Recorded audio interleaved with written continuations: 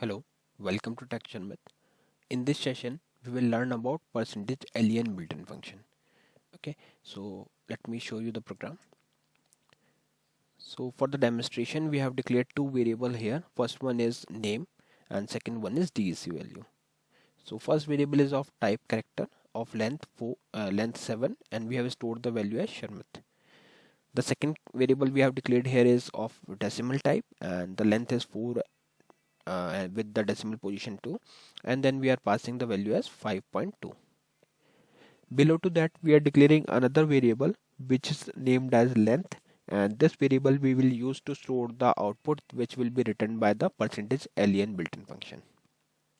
So let's see how we can utilize it.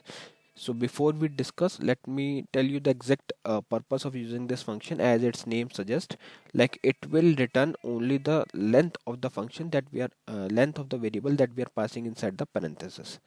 So let's say if we are passing the variable name inside the length built-in function, so it will calculate the length of this variable and it will return back to the user. So let's see how we can use it. So for using it, you have to just simply write chgvar, then take F4, and in CL variable name you need to pass the variable name. So I am passing it as a length, and below to that you just need to write percentage len, and then inside that you have to pass the variable name. So I am passing it as a ampersand name.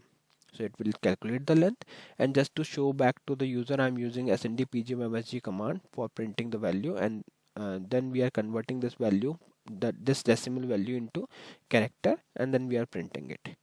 Okay, in the same way you can utilize this for the decimal value as well. Like here I'm using it for decimal value, so it will calculate the length of decimal value, and then we are printing back on the screen using the snd command. So let's see how the output looks. So I'm compiling it.